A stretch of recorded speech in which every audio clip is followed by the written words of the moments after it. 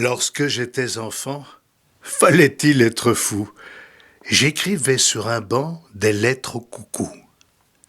À 20 ans, le bel âge, les hommes sont naïfs, je gravais dans les arbres des prénoms au canif.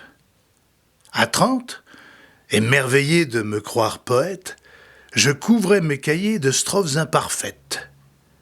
À 40, déjà, je me pris par la main. Je voulais être moi, je me cherchais en vain. À 50, c'est Dieu qui vint me tourmenter. J'ai alors essayé de faire ce qu'il veut. À 60, le doute me reprit à la gorge. J'œuvrais comme l'on forge le fer que l'on redoute. Maintenant, assagi, humblement comme on prie, j'écris sur mes genoux.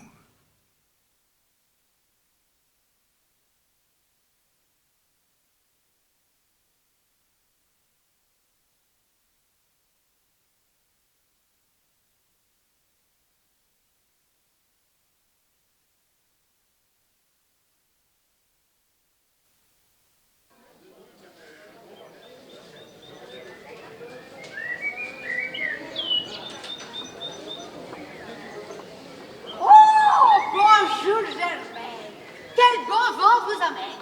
Mais c'est cette bonne Léonie, comment allez-vous ma fille? Je me porte plutôt bien, merci. Et comment va la vieille Marie? Je crois qu'elle va au plus mal. Sa fille est venue de Lima en plantant là sa boulangerie et son fils Séraphin, l'aîné, est rentré la nuit de Vichy.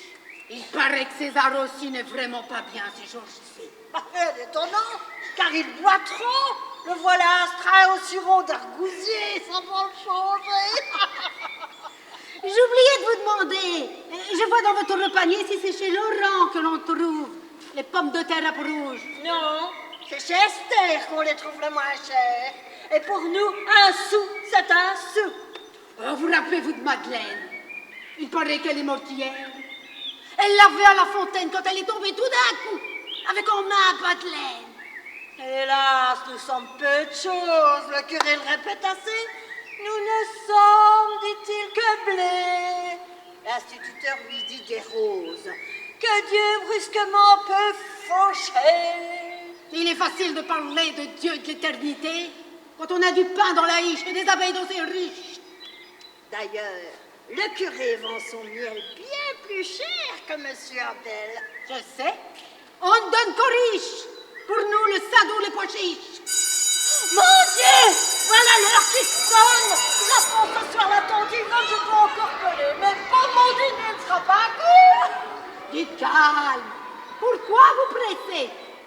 Vous, moi, la tante, le curé, nous arriverons tous ensemble, ma chère, à la fin de l'année.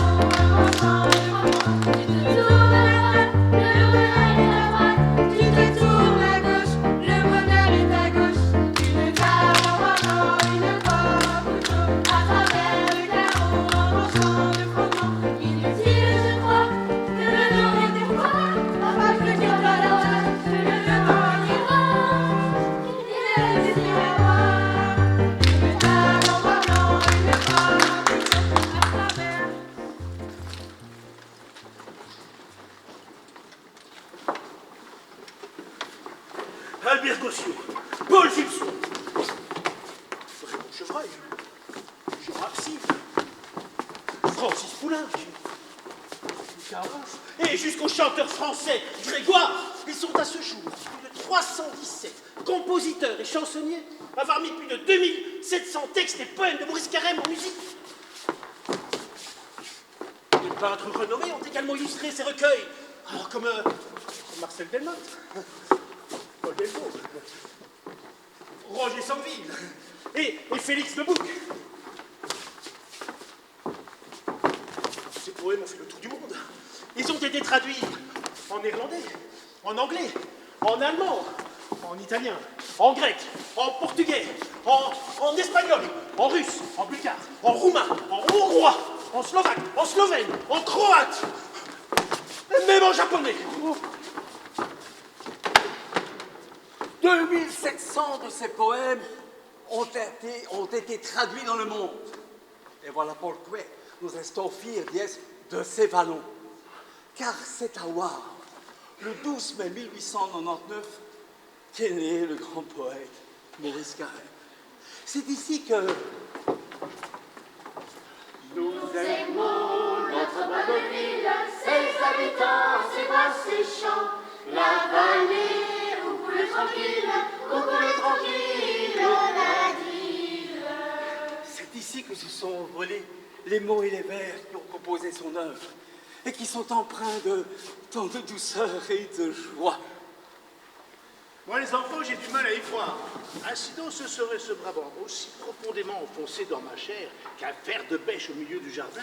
Ce serait ce Brabant qui, d'un seul rucher, aurait fait bourdonner tout l'univers. Ah, moi, ça me coupe les jambes. D'ailleurs, vous pouvez vous rasseoir. Mes enfants, je vous présente Maurice Carême. Nous l'avons invité pour célébrer ses 125 ans. Il a tout de suite accepté de revenir à l'école pour vous rencontrer. Je lui ai dit que vous aviez un tas de questions à lui poser sur sa ville, son enfance, son écriture, ses joies et ses peines. 125 ans! Ça fait donc déjà 125 ans que ma mère m'a déposé dans ce monde pour que je m'adonne aux joies vagabondes. De toutes ces années si fécondes, je ne regrette pas une seconde. D'autant que je me sens toujours l'âme d'un enfant. Certes, un peu plus voûté, mais la dit aussi comme je viens de le voir. Comme je suis heureux de revenir dans Wavre. Wavre. M'y revoici encore, plus ardent que jamais.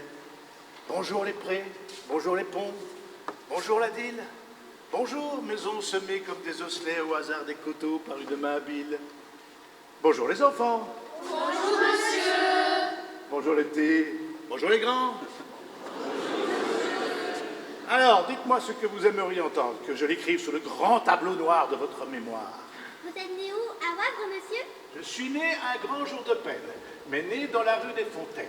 Mes parents n'avaient pas d'argent, mais au pré, le linge était blanc, et la dîle passait tout près avec des fleurs à son corset. Hélas, la maison où Maurice Carême est né n'existe plus. Non. Elle était bombardée en 40 au début de la guerre.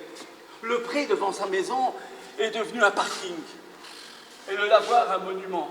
L'îlot du poète. Pas de quoi faire la fête. Et vos parents, ils faisaient quoi? Mon père aimé, mon père à moi, il a mis le monde en couleur. Il était peintre au bâtiment. Peintre, mon père montait aux cieux. L'échelle était son hirondelle. Et là, au milieu des oiseaux, il apprenait des airs si beaux qu'il faisait sans main ni cordeau balancer tout seul mon berceau. Et votre maman?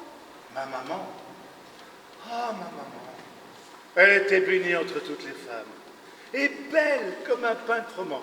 Elle était pleine de talent. Bon, elle a quitté l'école à 10 ans, mais elle connaissait par cœur les poèmes de Victor Hugo, Théophile Gautier, François Copé, sans oublier les fables de La Fontaine. C'est à ma mère que je dois d'être devenu poète. Elle m'a initié en me racontant de très jolis poèmes, mais en me lisant aussi les contes de Perrault et de Grimm. À l'écouter, dans la cuisine le soir, je prenais racine. Écoute bien, disait ma mère. Et j'entendais l'ange descendre, poser le pied sur la fenêtre et entrer là-haut dans ma chambre. La cuisine se remplissait d'oiseaux blancs, de poudre de lune, de vagues brisant leur écume. Les yeux de ma mère dans l'ombre s'ouvraient sur un étrange monde dont les images me hantaient. Et quand je montais l'escalier, tout chancelant de sommeil, l'ange n'avait alors pour m'entraîner qu'à me soulever par la manche.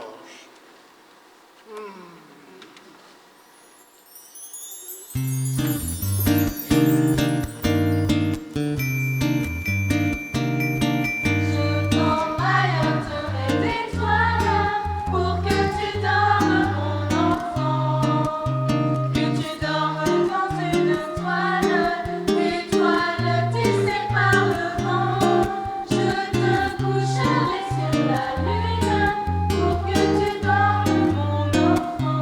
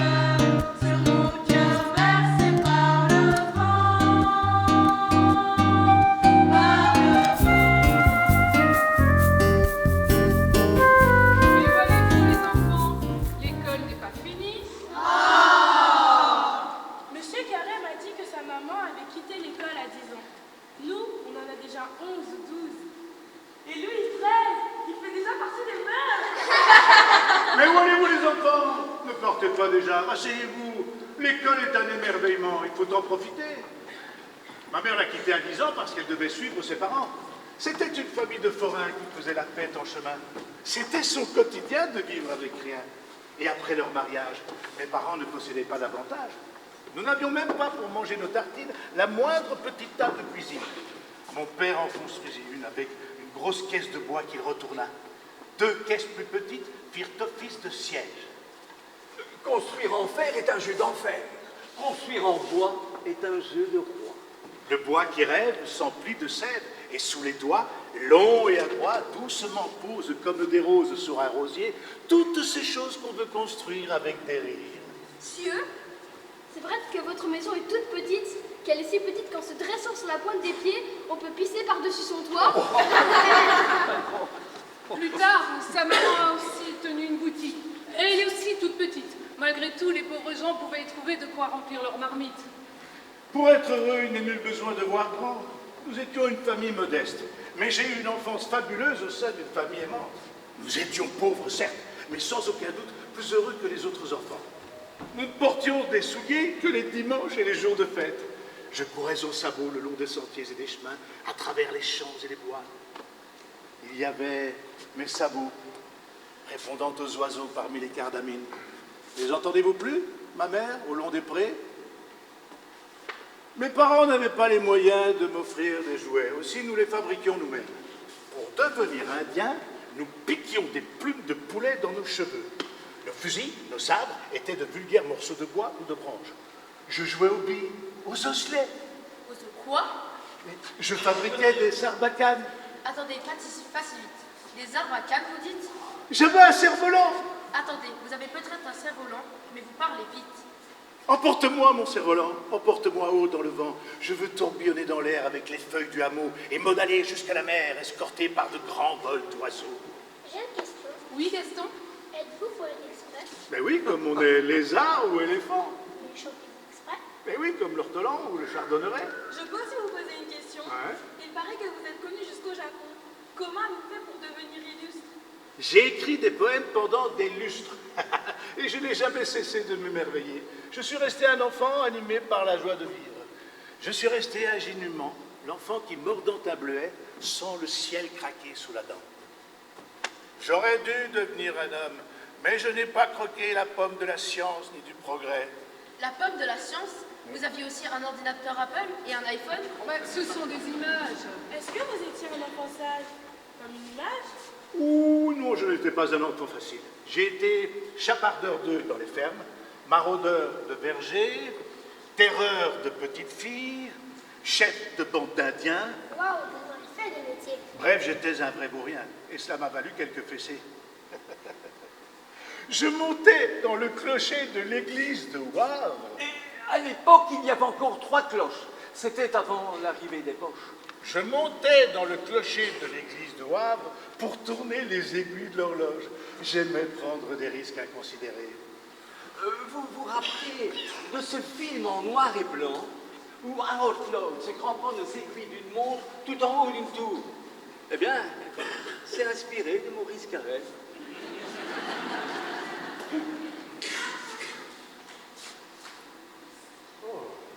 Je croyais que bien des choses m'étaient permises.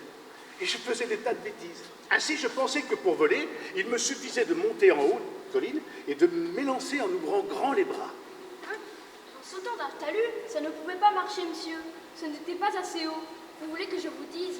Vous auriez dû sauter de la tour de l'église. Croyez-moi, j'ai souvent des ailes. Il suffisait que dans le vent, j'ouvrisse tout grand mon caban pour rejoindre les hirondelles. Le haut soleil me regardait m'élever vers lui comme Icare. Ose, me disait-il, j'osais. Et je riais comme un barbare. Je n'avais pas peur de tomber. Mon caban cousu par ma mère ne pouvait fondre à la lumière la plus brûlante des étés. Et nager? Vous saviez nager? Pas du tout. On m'avait interdit de m'approcher de la Nil. Mais j'étais tout petit et parfois imbécile. En voulant imiter la nage des crocodiles, j'ai failli me noyer, comme dans un vaudeville. Ma mère m'a repêché par la peau du cou et m'a passé un savon. Ah oui, la dîle était sale. Mais Maurice a bien fait pire. Il n'avait pas 4 ans lorsqu'il a voulu jeter dans la Nil sa sœur qui n'était encore qu'un bébé. Il était persuadé que sa grand-mère la rattraperait à Bassoir. La correction qu'il a prise. Que voulez-vous? Moi-même, j'étais un vrai casse-cou. Quand le tram apparaissait, je me précipitais et m'accrochais à la remorque. Un jour, furieux de voir ce gamin le narguer et faire le trajet jusqu'à Wavre sans payer, le receveur saisit un bâton et me frappa si rudement que je lâchai prise. Je suis tombé sur la chaussée et me suis fracturé une jambe. En prime, j'ai eu droit à une belle punition.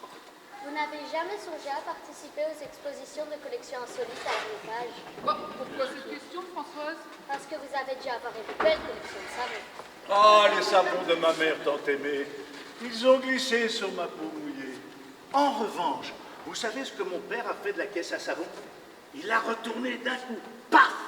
Et il en a fait une bibliothèque pour ranger mes livres. Que dites-vous de cela, les enfants? Que vos livres, ils sont tricotés ensemble pour faire des petits qui vous ressemblent. Parce qu'aujourd'hui, la bibliothèque Maurice Carême, elle est remplie de bouquins de l'entrée au jardin. Et elle n'est plus dans une caisse à savon, mais dans une boîte à sucre. La sucrerie doit son nom à l'ancienne sucrerie Navo qui n'existe plus. L'usine électrique non plus n'a plus de jus depuis longtemps non plus. Et la papeterie de Bassoir, qui avait fait pourtant un carton lorsqu'elle était agrafée à celle de Gastuge, est également volée à Luche. Ah ben voilà, le volet histoire de Wavre est expédié. Le cercle historique sera contraint. Cette papeterie, c'était une belle page de mon enfance. J'allais souvent jouer près du moulin quand j'habitais Bassoir. Bassoir? Mais vous nous avez dit que vous habitiez rue des Fontaines. C'est à 1 ou 2 kilomètres quand même. Maurice est né rue des Fontaines, mais il avait 6 ans à peine quand il prit ses affaires et alla vivre près du cimetière. C'était une petite maison sur la route de Louvain, la rue Philibert Marchou. Je tournais dans la rue Marchou. Je sonnais au 53, j'entendais tirer le verrou, la porte s'ouvrait devant moi. À cause du soleil de juin qui fracassait toute la rue, je ne voyais que les 2 mains de ma mère déjà tendues. Ah, ma mère, tu es bénie entre toutes les femmes. Qu'allez-vous lui offrir? Comment ça? Ben oui, aujourd'hui, nous fêtons les mamans. Comment? Aujourd'hui? Mon Dieu, mais comment ai-je pu l'oublier? Oh là là, que faire? Bon, ben je dois improviser. Apprenez vite ces vers pour votre maman, vous pourrez les lui réciter en rentrant. Il y a plus de fleurs pour ma mère en mon cœur que dans tous les vergers. Plus de merveilleurs pour ma mère en mon cœur que dans le monde entier. Et bien plus de baisers pour ma mère en mon cœur qu'on en pourrait donner. Ce poème pour ma mère est devenu un des poèmes fétiches de Maurice Carême. Il fut traduit en plusieurs langues. Vous en avez écrit beaucoup des poèmes sur votre maman? Oh, et comment? Ma maman était pour moi une source d'inspiration naturelle. Voulez-vous en écouter un autre? Oui! Tenez.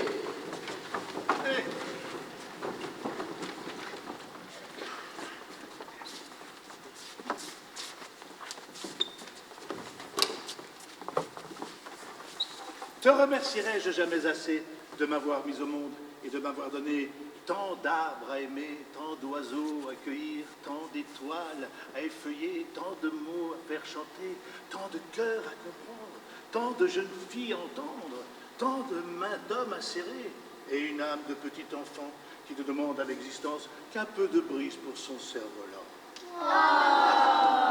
Un autre? J'embrassais follement ma mère. Un baiser, disais-je. Encore un. Ma mère avait beaucoup à faire. Il fallait penser à chacun. Elle cherchait à s'échapper. Je la rattrapais par la main, que je ne cessais d'embrasser en la suivant jusqu'au jardin. Tu ferais bien mieux de m'aider, me disait-elle alors. Tiens, une-moi une touffe de cerfeuil. Les poireaux, je les tirerai. Et j'étais si émerveillé, si heureux d'être ainsi près d'elle dans le jardin ensoleillé, que je baisais parfois soudain le cerfeuil que j'avais en main. Je t'aurais tant aimé, ma mère, que ces vers porteront peut-être à travers les remous des âges les humbles lignes de ton visage. En 1935, Maurice Carême a publié le recueil Mère, qui lui valut 2 ans plus tard le prix triennal de poésie et la reconnaissance internationale. De partout se sont élevées des voix nourries d'éloges, de Belgique, de France et même par-delà les vaux. Je viens de lire votre recueil de poèmes Mère. Il est presque midi et je me sens baignée d'une telle émotion que je n'hésite pas à vous en faire part de plus. Oh, mais quel beau livre vous voulez écrire et quel grand poème vous êtes devenu. C'est donc tout imprégné de sa beauté que je dormirai cette nuit. Et c'est avec la joie de fêter un chef-d'œuvre que je me réveillerai demain. Enfin, voici le livre d'un véritable poète. Je suis encore sous son emprise d'onction et de simplicité. En un mot, je suis pris. Je suis pris parce que vous dites quelque chose d'essentiel, qui tient à l'éternel de l'homme et de la nature. Depuis François Villon, on n'a sans doute pas parlé avec plus de pénétrante affection de la chère maman, un peu ancienne, un peu courbée, que nous avons tous adorée. Moi, François Villon, rien que ça? Mes enfants, je pense qu'il est temps de sauter de la balade des pendus de François Villon aux balades de Maurice Carême.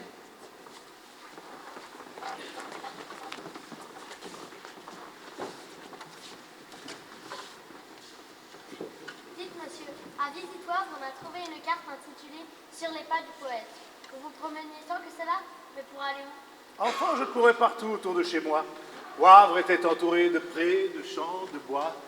Et l'on devinait tout près la Dyle berçant la ville dans ses bras, le bruit des sources, la rivière sinueuse, le chant des oiseaux, la musique des arbres qui se balancent, tout était source de joie et prétexte à des jeux. J'ai engrangé 1000 souvenirs de mon enfance dans ces fermes opulentes. Et plus tard, c'est cet environnement qui a nourri ma poésie. Je m'en allais en ce temps-là avec des billes d'or en poche. J'allais aussi loin que le vent résonne derrière les bois. J'avais alors 7 ans et m'interrogeais souvent. Jusqu'où vont-ils ces peupliers? Demandais-je à ma mère. Se perdent-ils dans la lumière? La plaine était immense et immenses les bois.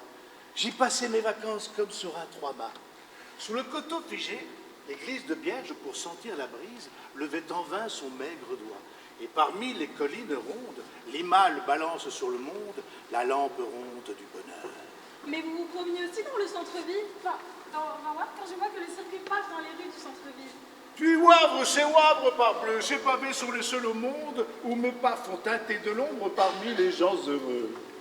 Cette promenade suit les lieux chers à Maurice Carême. Elle va de Wavre à Basse-Wavre, en passant bien sûr par l'îlot des poètes, la rue des Fontaines, mais aussi la rue du commerce où se tient le marché hebdomadaire.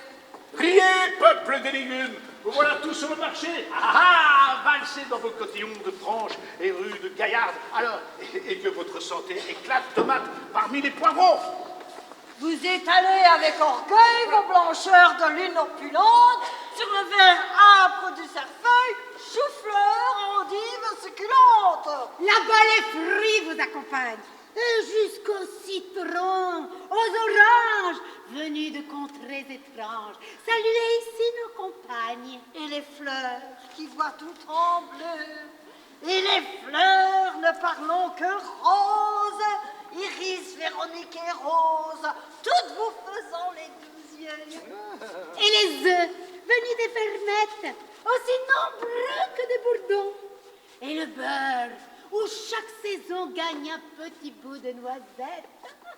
Et les lingeries, les colliers, les fromages en cœur de brume, les perdrix, les coques, les ramiers, vous faisant cortège de plumes.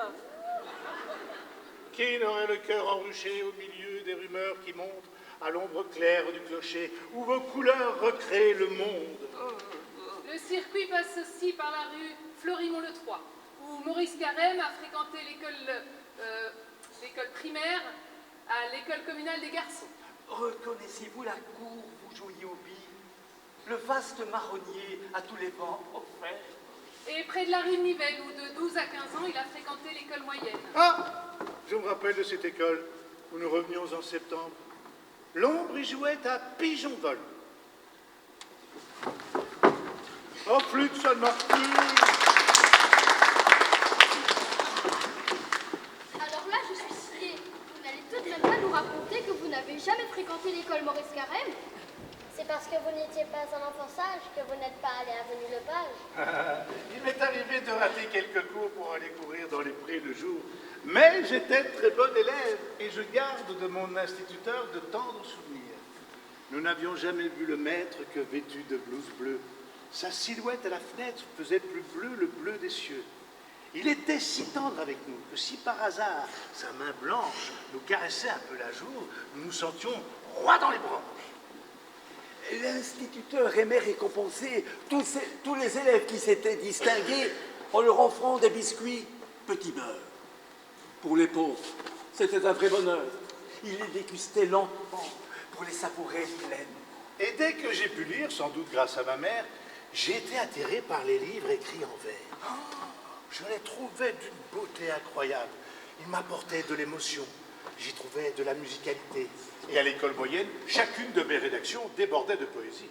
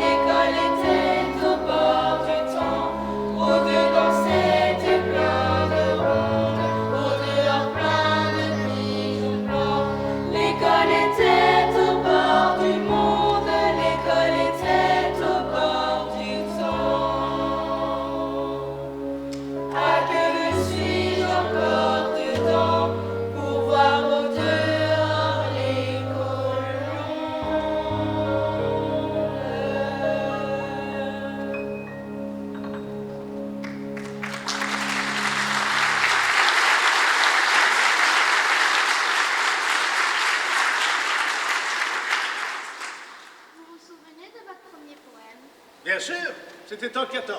J'avais 15 ans. Et mon premier amour, une copine d'enfance, s'appelait Bertha. La grosse Bertha? Oh, ce n'était pas un canon, mais j'en étais amoureux et voulais lui déclarer ma flamme. Mais j'étais un grand timide, un cavalier qui paradait sans sa dame.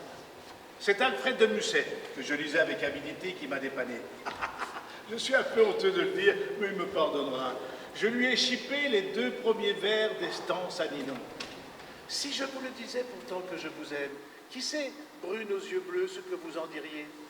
En réalité, je ne lui empruntais que le premier vers, parce que le second, je l'ai adapté à la couleur des cheveux et des yeux de ma bien-aimée. Ainsi lancé, j'oubliais Musset et me suis mis à composer les stances à Bertha. Cette première expérience d'écriture m'a valu un rendez-vous dans un chemin creux, ainsi qu'un baiser et un cadeau, une pochette, brodée expressément pour moi. Encouragé par ce premier succès, je me suis mis à composer des poèmes à propos de tout et de rien. Quant à la fiancée de Maurice Carême, elle se lança plus tard dans la pâtisserie. Elle contribua à la renommée de la fameuse tarte au fromage blanc. À l'époque, les gens couraient de Namur et de Bruxelles pour acheter le fameux flan fromage de Bertha de Trie à la pâtisserie Le Fin Bec. Et vous ne l'avez plus revu? Nos chemins se sont séparés. Le destin de Bertha l'attendant au fin bec, elle a donc fait une croix sur mes salamalek. Tandis que mon premier amour restait planté à ce carrefour, je suis monté à Chermont et mis le cap vers Tirlemont. À Tirlemont, chez les sucriers?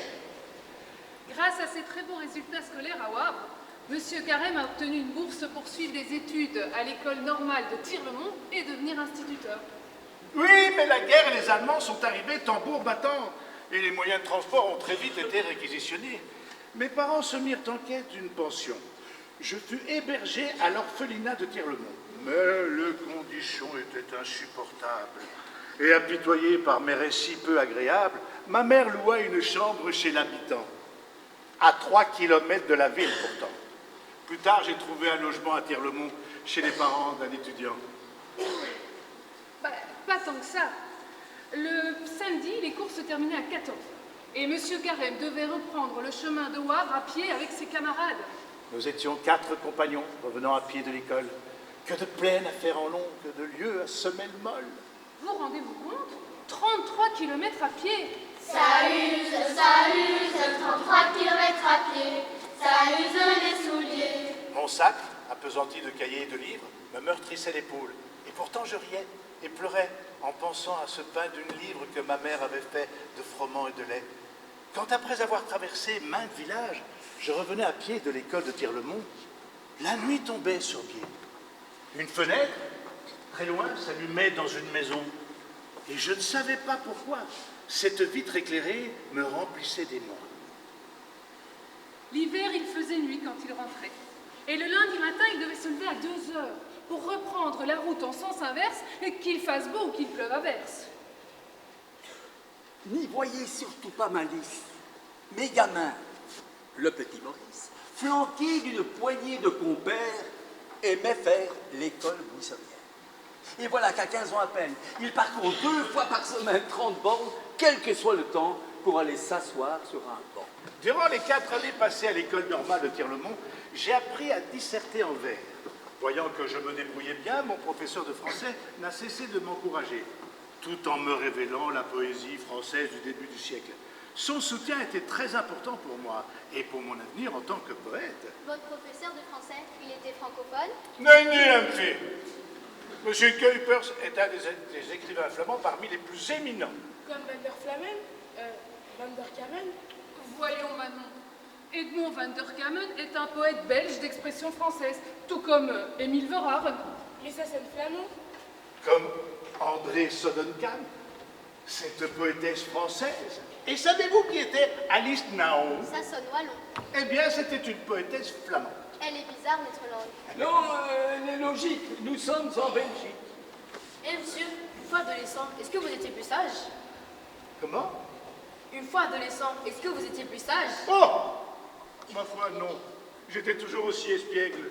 J'avais mis ma poésie au service des chansons populaires que je revendais pour quelques sous dans les foires. Et je n'y allais pas avec le dos de la cuillère, vous pouvez bien me croire. Laissez-moi qu'elle ridiculise cette chanson estudiantine. Qui a écrit ces bêtises et cette prose libertine? La chanson des Normaliennes de Jodonne par Maurice Villon. C'est donc toi, Villon. Tu finiras pendu, mon garçon. Mon fils s'appelle Maurice Carême. J'exige, monsieur le directeur, que vous renvoyiez ce Carême avant Pâques. Ainsi, il arrêtera de faire des blagues à ressusciter les morts. C'est l'un de nos meilleurs élèves. Je ne peux pas briser ses rêves. Maurice va détruire ses chansons sur le champ. Promets que tu ne le feras plus, mon enfant. Je le promets, madame. Je vous écrirai des vers dont vous serez très fiers. Vous les lirez à la chandelle le soir, quand vous serez bien vieille. C'est bon pour cette fois, Maurice Ronsard. Mais plus une ligne dans ce canard. En 1918, la guerre est terminée et Maurice Carême diplômé. Très vite, il est nommé instituteur à Anderlecht. Ce métier d'enseignant va l'occuper pendant 25 ans. À Anderlecht, vous vous intéressez au foot? Ah, je ne sais pas si Monsieur Carême aimait le football, mais en tout cas, son premier roman était intitulé « Le martyr d'un supporter ». Ah oui, c'est l'histoire d'un père de famille dont la passion pour le sporting d'Anderlecht va peu à peu se muer en véritable obsession, au point de détruire et sa vie familiale et sa santé. C'est sa faute, il avait qu'à supporter l'Union. Plutôt le Téhéring de Molenbeek. Ça, c'est une équipe. Le Téhéring, mais depuis des années, c'est l'Union qui parle de Téhéring. Ouais, moi, j'embrasserai jamais une fille qui se parle de l'Union. Tant mieux, parce que le Téhéring, ça stinque. Allons, ne soyez pas trop acharnés, les enfants. Vous ne pouvez imaginer ce qu'un supporter, ça peut être insupportable. Est-ce que ça ne viendrait pas de Bosman, ces Copenol, cette réplique? Ah, je ne les connais pas. Ils jouent dans quelle équipe? Revenons à nos moutons, les enfants. Nous disions donc que M. Carême avait été nommé instituteur à Anderlecht. Qui a une question? Vous enseignez seulement le français? Ah, le rôle d'un instituteur, Valère, est d'enseigner toutes les matières, aussi bien la mayonnaise de la langue française que les logiques mathématiques. Waouh, vous y connaissez en maths aussi? Bien sûr, voulez-vous que je vous pose un problème? Allez-y, M. Carême. Combien de fois un film, combien d'hectomètres de film déroulerait une hirondelle s'il avait une bobine attachée à chaque aile de l'aurore du 7 avril au soir du 24 septembre? Il convient naturellement de défalquer le temps qu'il faut pour changer les bobines quand ils brûlent, de tenir soigneusement compte de tous les nœuds que l'oiseau fait sur le ciel bleu, du diamètre exact du nid où l'appelleront ses petits, de la fréquence de la brise et de la douceur d'ambre des beaux ciels de septembre. Et calculez alors combien de fois le fil peut faire, s'il avait le brillant de l'or, le tour de notre terre. Oui, Gaston, tu as déjà la solution? C'est comme le feu du canon. Je te demande pardon. Je veux dire, c'est élémentaire. Ce fil qui soit de roue de fer fera autant de tours que nécessaire pour illuminer la terre. Bizarre. Qu'est-ce qu'il y a, Gaston? Comment? Ben, je ne sais pas, tu regardes ton crayon en disant bizarre.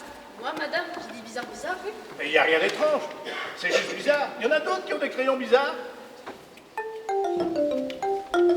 J'ai un crayon bizarre, j'ai un crayon bizarre, j'ai un crayon bizarre, oh le crayon. J'ai un crayon bizarre, j'ai un crayon bizarre, j'ai un crayon bizarre, oh le crayon.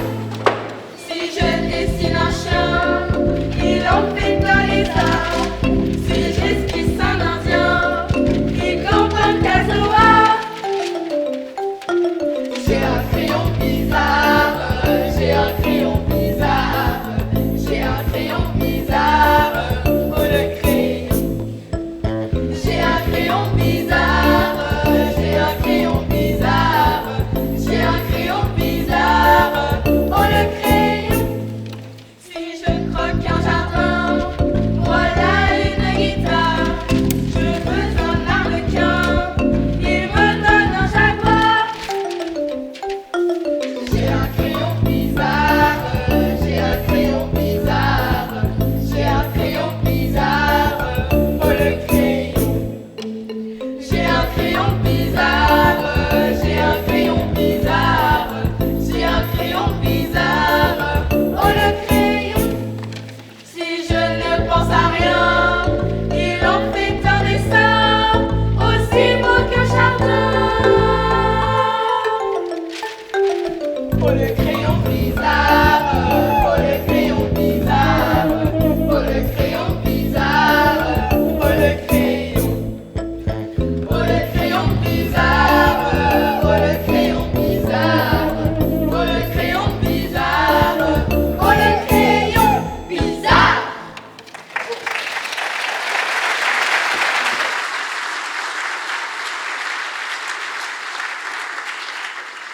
Pour ne pas courir à pied les jours de pluie, de Passoire à la gare d'Ottigny, Maurice Carême va s'installer aussi sec à Anderlecht.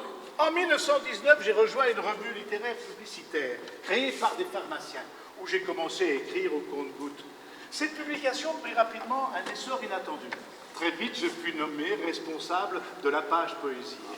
Afin de financer cette revue, le directeur et moi-même avons eu l'idée d'organiser un concours littéraire doté d'un prix très élevé. Un bluff, puisque nous n'avions pas d'argent. Nous nous sommes donc auto-attribués, sous des pseudonymes, et le prix de la prose et le prix de la poésie. Où le vilain tricheur? Peintre, musicien, écrivain. Cette revue a permis à des artistes de toute discipline de se rencontrer. C'est ainsi que Maurice Carême a fait la connaissance de Paul Gilson, un célèbre grand musicien qui a été le premier à mettre ses poèmes en musique. Il a aussi noué des contacts avec des artistes peintres, comme Edmond van der Kammen, originaire de Hoorn, et Félix de Bouc, de Drogenbos. Et puis, il y avait Caprine, qui était belle comme un soleil, et qu'il aimait pareil que lui, il aimait Caprine. Elle était institutrice. Je l'ai épousée en 1925. En réalité, elle s'appelait André. Mais je l'ai renommée Caprine à cause de la vivacité et de la spontanéité avec lesquelles elle réagissait. Capra, en latin, signifie chèvre. L'amour était dans le pré. Tu es la saveur de mon pain. Tu es le dimanche de ma semaine. Tu es la ligne du destin qu'on peut lire dans ma main. Tu es ma joie, tu es ma peine. Tu es ma chanson, ma couleur. Et dans la douceur de mes veines, le sang qui fait battre mon cœur. Il paraissait bien facile les poèmes que vous faites. Vous n'avez pas dû vous casser beaucoup la tête. Oh, Antoinette! J'ai quand même mis du temps à y arriver à cette simplicité. Au début, quand j'ai publié mon premier recueil de poèmes, 63 illustrations pour un jeu de loi, les critiques ont essayé de me classer dans un mouvement littéraire. C'est un poète qui ne rappelle ni les impressionnistes, ni les surréalistes. Ni les fantaisistes, ni les unanimistes. Pas davantage les pré-écologistes. Ni même les post-naturalistes. Bref, je n'étais sur aucune liste. Il va bien falloir le ranger quelque part. Ce petit nouveau avec son jeu de loi et sa belle plume. Sinon, il faudra le renvoyer à la case départ. Tenir la plume et n'être point en l'an de grâce 1925 l'une au moins de ces choses, voilà une adresse peu commune. Qu'en pensez-vous, cher confrère? Mais puisque sa poésie est un chapelet d'images, ne pourrait-on pas dire qu'il est le premier imagier? Imagier. Mais oui, bien sûr, le premier et unique imagier. Bravo! Avec ça, plus besoin de dessin.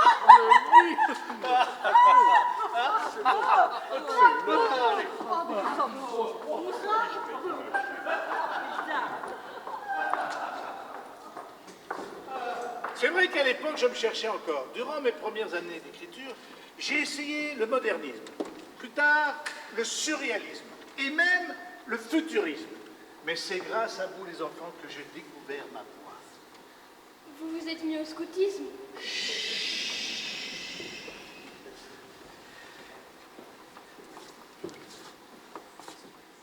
L'épouse de Maurice Carême. Madame, vous avez vu? On a publié un poème de M. Carême dans cette revue. Et c'est super facile ce qui est écrit. Ah bien, si c'est si facile, écris-nous un poème, Lucille.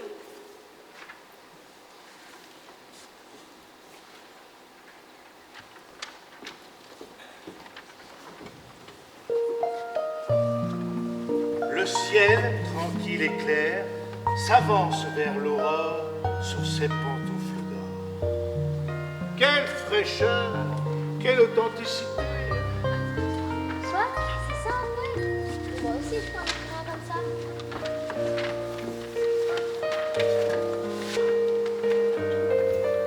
Le brouillard a tout mis dans un sac de poudre. Le brouillard a tout pris autour de ma maison. Ce n'est pas pour me vanter, disait la virgule, mais sans mon jeu de pendule, les mots tels des somnambules ne feraient que se heurter. L'automne au coin du bois joue de l'harmonica. Quelle joie chez les feuilles! Elles valsent au bras du vent qui les emporte. On dit qu'elles sont mortes, mais personne n'y croit. L'automne au coin du bois joue de l'harmonica. À demi-voix, si doucement que c'est à peine si on l'entend, une maman berce la peine de son enfant. Et le cheval longea ma page. Il était seul, sans cavalier. Mais je venais de dessiner une mer immense et sa plage.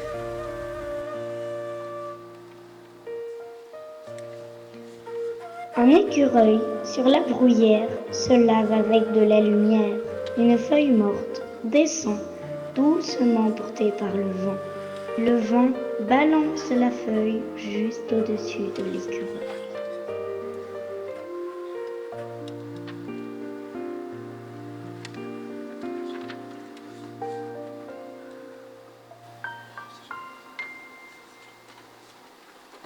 Cette expérience m'a fait réfléchir pendant des mois. J'ai fini par comprendre pourquoi des poèmes comme Rudebeuf, Villon, Ronsard, Hugo, Musset, Verlaine nous bouleversent encore aujourd'hui quand nous jouons avec leurs pieds. Cette simplicité de ton qui émane des enfants, ce fut pour moi une révélation totale, une remise en question fondamentale. Dans les années 30, j'ai d'ailleurs publié 2 essais consacrés à ces textes d'enfants. Prose d'enfants et poèmes de gosses.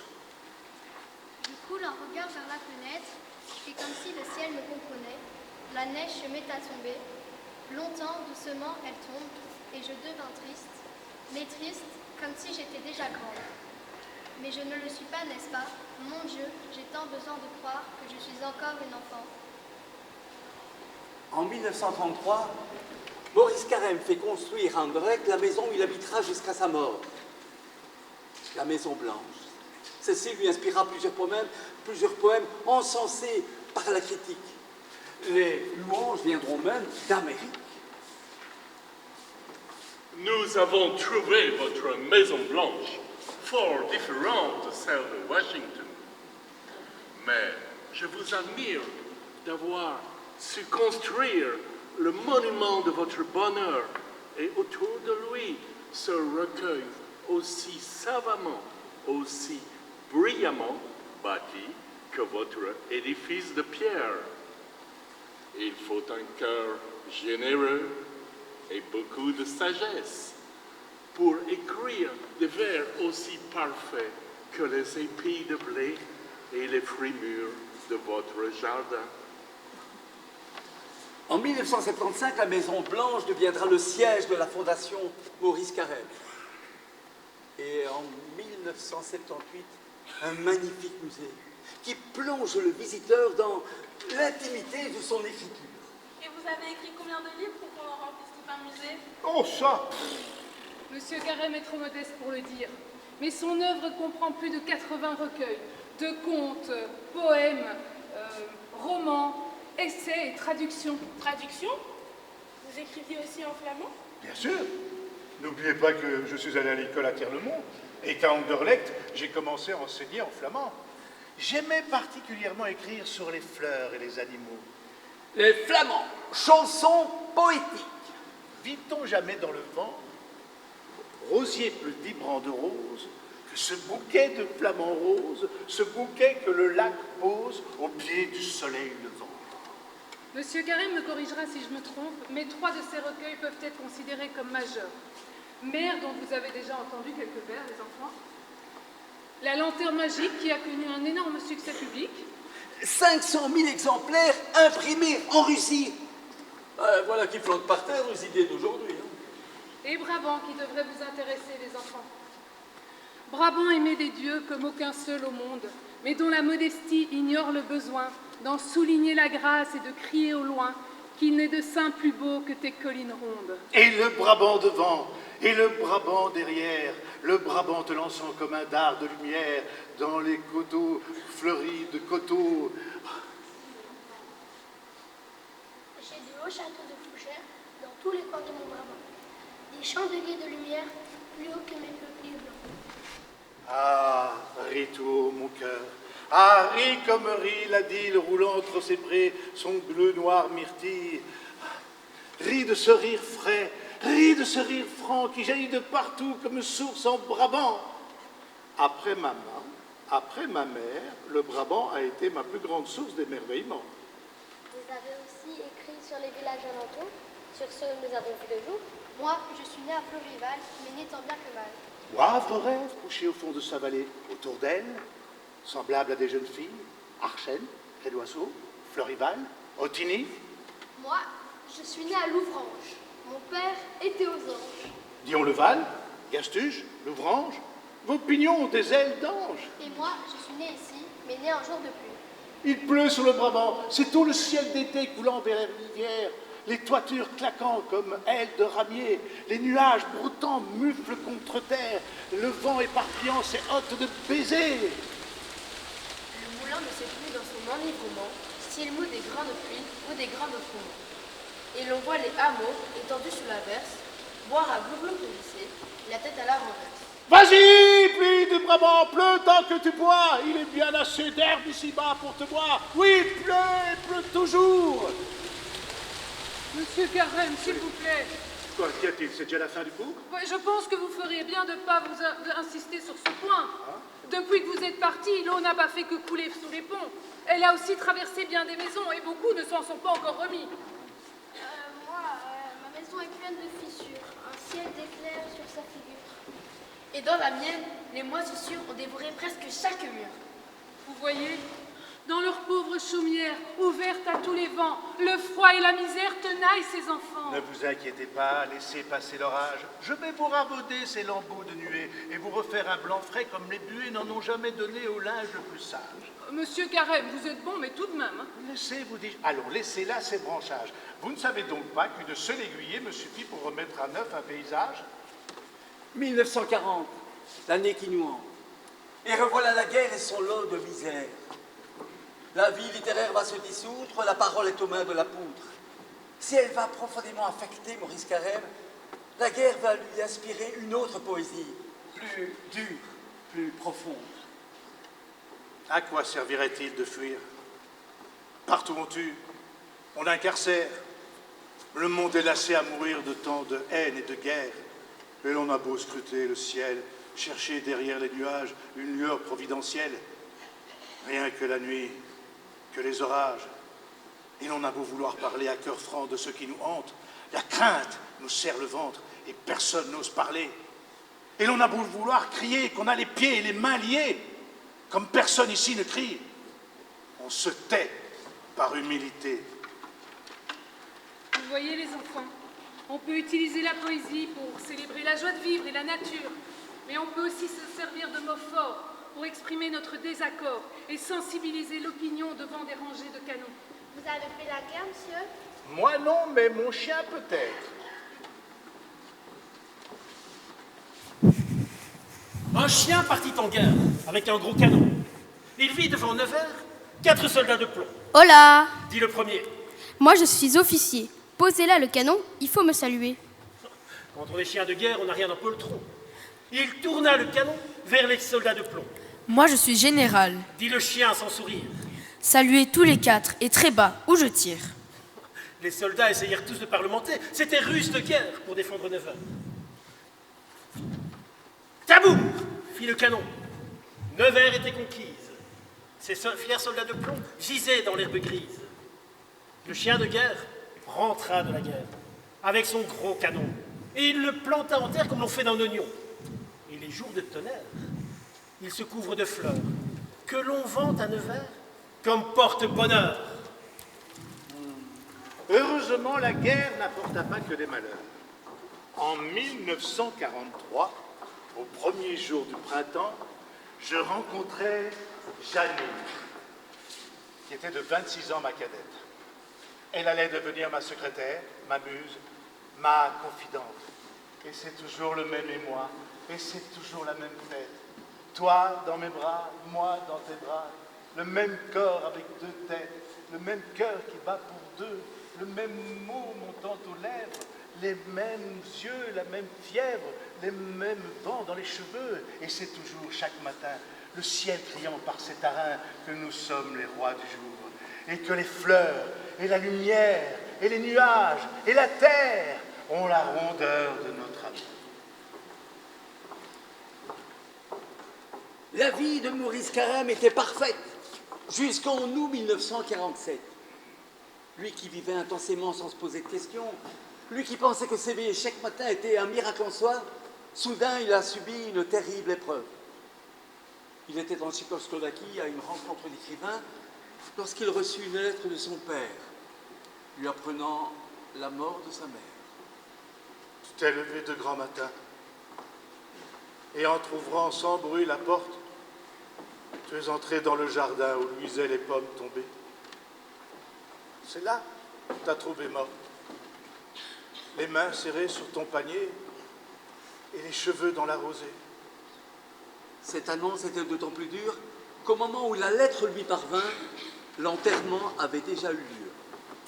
Bien que submergé de douleur, Maurice Carême va trouver la force d'écrire de nombreux textes consacrés à sa mère qui seront réunis dans La Voix du silence.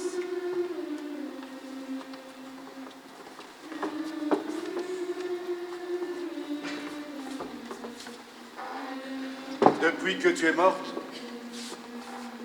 nous ne nous sommes plus quittés. Qui se doute que je te porte, mère, comme tu m'as porté? Tu rajeunis de chaque instant que je vieillis pour te rejoindre. Si je fus ton premier tourment, tu seras ma dernière plainte. Déjà, c'est ton pâle sourire qui transparaît sur mon visage. Et lorsque je saurai souffrir, longtemps comme toi, sans rien dire, c'est que nous aurons le même âge.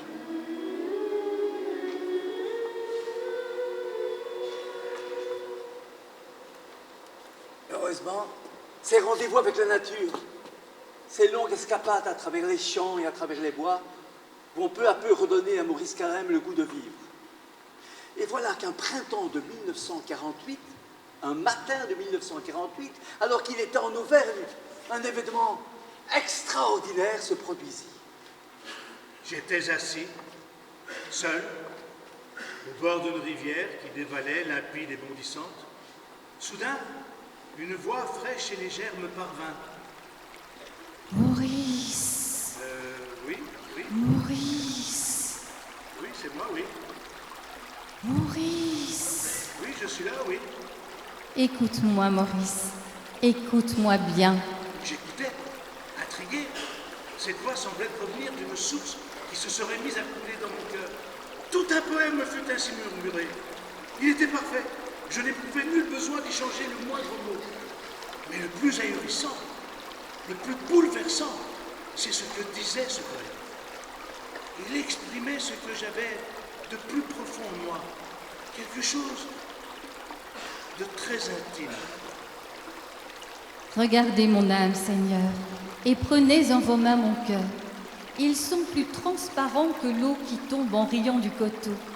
Ils sont comme linge essoré près de la source ensoleillée. Ils n'ont même plus souvenance, ni du péché, ni de l'offense. D'avoir foi en notre bonté, je suis claire de votre clarté. Je ne sais d'où vient cette grâce, mon âme était triste, si lasse. Je ne sais d'où vient ce bonheur, je ne comprenais plus mon cœur. Ah, faut-il, Seigneur, que tout passe, même l'heure de votre grâce. Avant que sonne midi, ne m'aurez-vous pas tout repris? Peut-être même que demain, je vous appellerai en vain, que dans l'angoisse de la mort, vous m'abandonnerez encore. Mais ce matin, voici mon cœur et mon âme en vos mains, Seigneur. Dans les années qui suivirent, Maurice Carême ne va plus cesser d'écrire. Si certains de ses poèmes seront encore empreints de légèreté,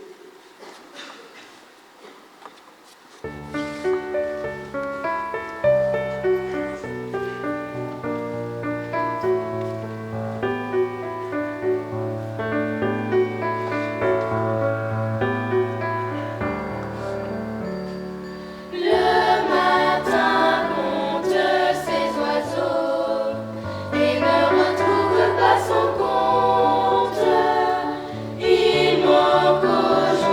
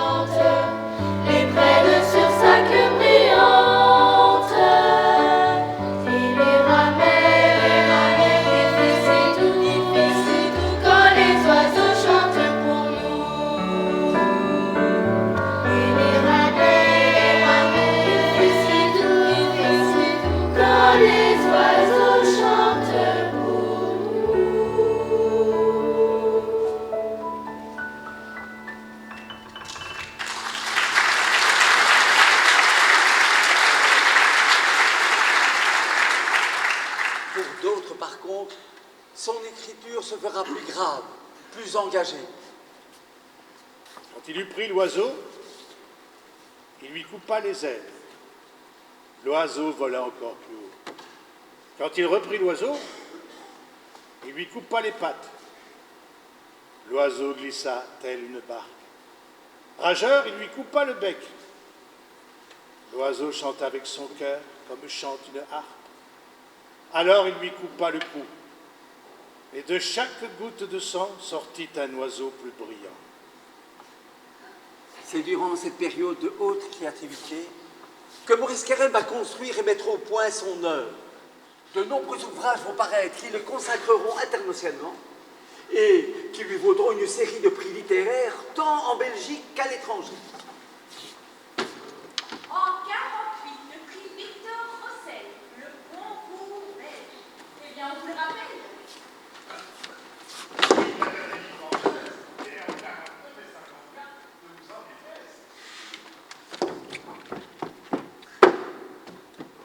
Prix international Syracuse, en 50, si je ne m'abuse.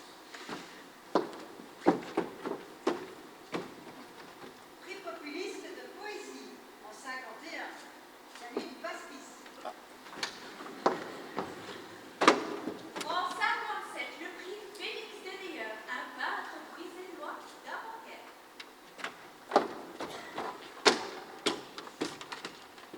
Prix de la poésie religieuse en 58. Là, c'est le philosophe que l'on félicite. Religieuse? Vous avez écrit des trucs religieux? Bien sûr. Entre 54 et 70, M. Carême a fait de nombreux voyages à l'abbaye d'Orval. Pour un poète, rien d'anormal. C'est là que j'ai approfondi la lecture des philosophes et des grands mystiques d'Inde et de Chine. Et moi, c'est là que j'ai pris goût aux prières, en les trempant dans la bière. Maurice Carême a aussi reçu le prix du président de la République française en 61, ainsi que le prix du Brabant, la province du Brabant en 64, et le prix de la traduction néerlandaise en 67. Sans oublier le grand prix international de la poésie en France en 68. Vous n'avez jamais reçu le prix du meilleur thriller poétique? Ah non, non, mais cela s'est joué de peu entre M. Carême et... Stephen King.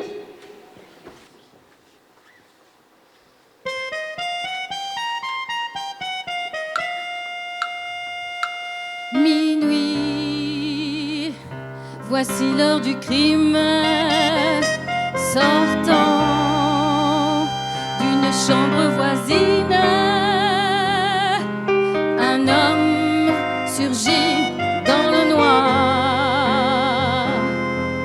Il ôte ses souliers, s'approche de l'armoire, sur la pointe des pieds, et saisit un couteau dont l'acier lui bien aiguisé, puis masquant ses yeux de fouine avec un pan de son manteau, il pénètre dans la cuisine et d'un seul coup comme un bourreau, avant que ne crie la victime, ouvre le cœur, ouvre le cœur d'un artichaut, chaud, chaud, chaud, chaud.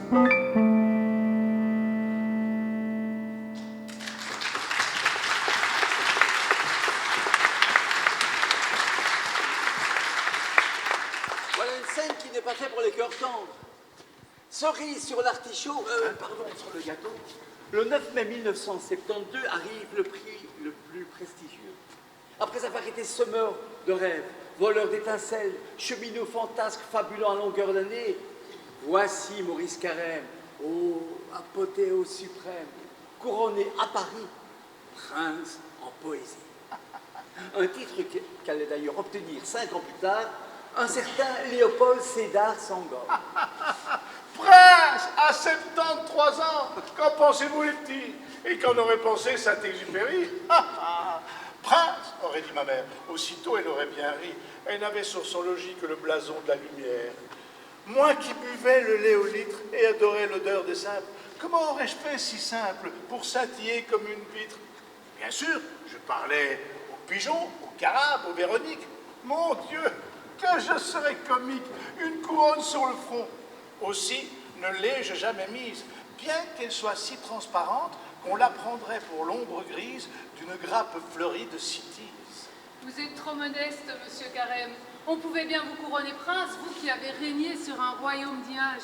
Oui, j'aurais pu naître roi, mais j'aurais pu naître souris, libellule ou même fourmi.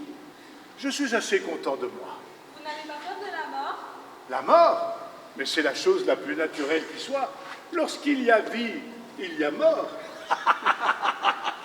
Et il riait plus fort encore. Que savait-il alors de la mort? Il habitait près du cimetière.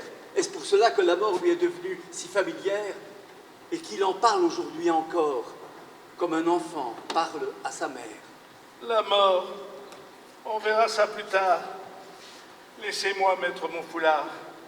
Je suis l'homme de tous les temps qui vient vers vous à cœur battant, qui vient vers vous un caillou bleu dans la main et dans les cheveux tous les arômes du matin. Je suis l'homme qui va, qui vient, sans rien demander au soleil, sans déranger aucune abeille. L'homme qui monte dans les blés jusqu'aux rocs les plus reculés et qui, arrivé là, s'assied au bord de l'éternité. En mars 71, sa santé décline.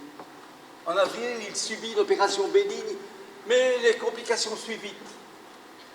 On diagnostique une hépatite et puis finalement un cancer. Mais il ne sait rien, car Janine et les médecins lui cacheront la vérité pendant plusieurs étés. Mais comme il se sent mieux, qu'il reprend des forces, son désir d'écrire se renforce. Sans doute percevait-il la gravité de sa maladie, car pendant les dernières années de sa vie, il ne va plus vouloir s'arrêter, comme s'il sentait qu'il y avait urgence. Il veut terminer les recueils en souffrance. Aujourd'hui, je ne suis plus rien, même en la maison de mon père, qu'un vieil homme qui se souvient d'avoir, enfant, été lumière. Le vendredi 13 janvier 1978, il est au plus mal. Et le voilà à l'hôpital. Il souffre de fibrillation, est à peine conscient et a du mal à respirer. C'est la fin. Et il est 11 heures du soir quand il nous dit au revoir. Il est mort à vendredi 13, mais mort ne vous en est plus. Il est enterré où? Maurice Carême voulait être enterré à Wavre, près d'un endroit où il a joué enfant, près de sa maison, rue Philibert Marchand. Bah alors, il est dans le cimetière, comme tout le monde. Non, il n'est pas dans le cimetière. Il est à l'extérieur, près de l'entrée. Il ne voulait pas d'un mur de pierre entre lui et son univers. Et sur sa tombe, il a demandé que soient gravés quelques vers de son poème « Brabant aimé des dieux ».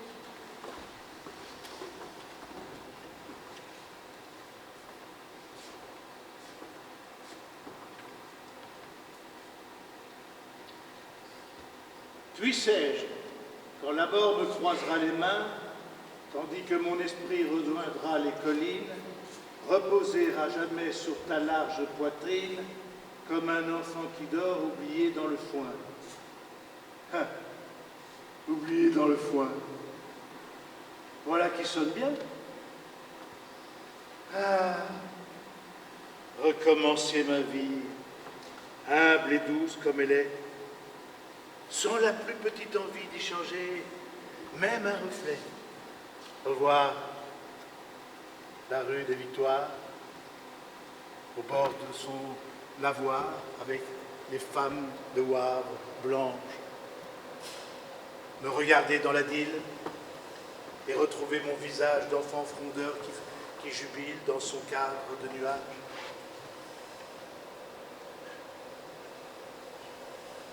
Être sourd, de boire au jour, et si heureux d'être heureux, être amoureux sans amour, riche de papillons bleus,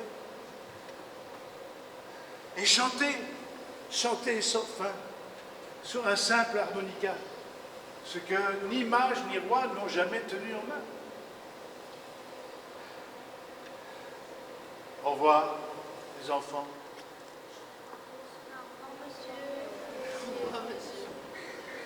Au revoir, les petits. Au revoir, les grands. Au revoir, Wavre. Au revoir, le Brabant.